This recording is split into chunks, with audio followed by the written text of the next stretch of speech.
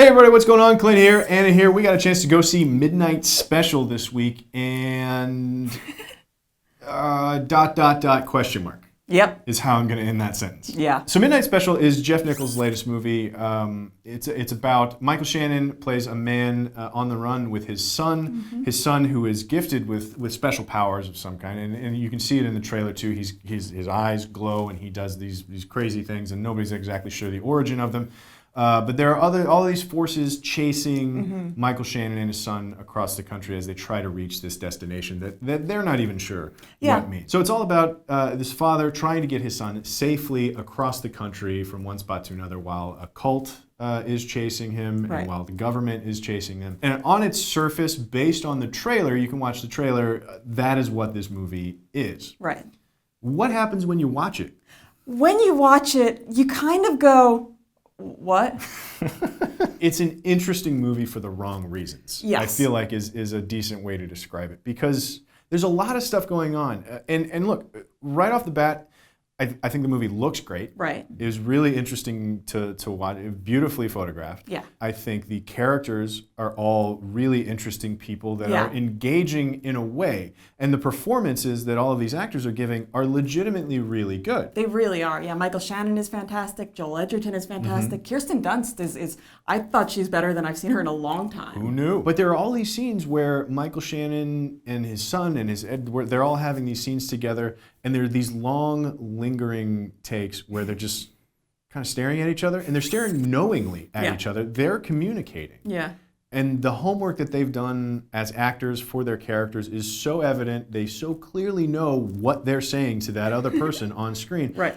But we don't. Yeah, that's the problem with talking with your eyes.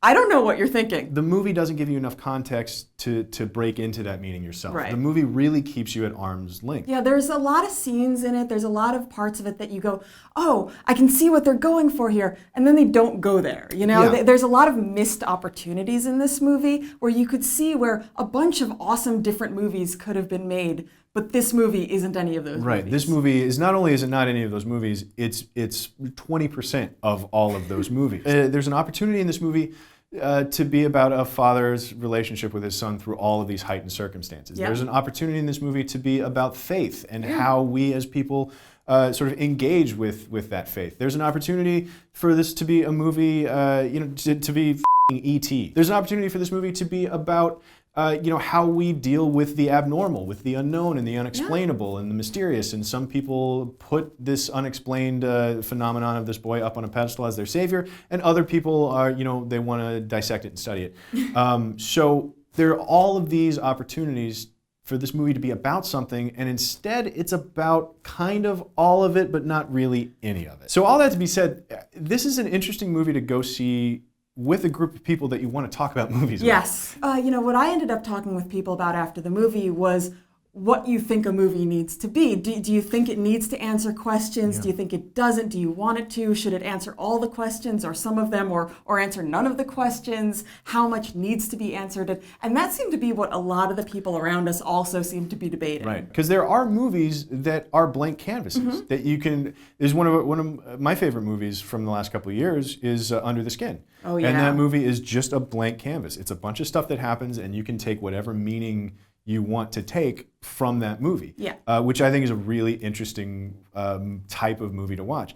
This movie, I think, offers just enough answers, and they move in certain directions just enough to where it's no longer a blank slate, and it's just a bunch of frustratingly unanswered questions. If you love Michael Shannon or you love Joel Edgerton, you'll definitely really enjoy watching this because they get to give great performances, and you'll get to stare at them staring a lot. A lot of the movie is the two of them having like a grizzle off. They're both just like, why don't you get in the car? And then they look at each other, and then one of them gets in the car. But that being said, I mean, I like Jeff Nichols' other stuff. Mud was a really interesting movie to watch, and I think this does a lot of the things that Mud did, but it tries to imbue it with a much larger scope, and so they don't have time to do the deep dive into any one character, because it's not all about Michael Shannon and his son, and it's not all about the cult, and it's not all about the government guys, and it's not enough about any one of those to really engage with any of those storylines. So it's, I don't know.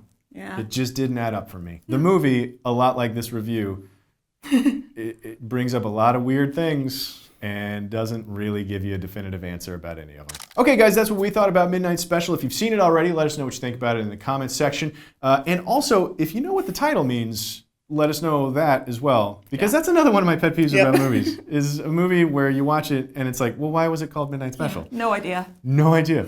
But if you know, please, God, let us know. We're dying. So let us know in the comments and click like and subscribe. Stick around for more movie news right here on Cinefix Now. What would you have called it? I don't know. That's the Right? thing. I don't know what I would have called it. I Creepy feel like glowing eyes boy. I feel like, exactly. Crazy eyed dude. Everyone stares a lot. The movie. Little crazy eyed dude.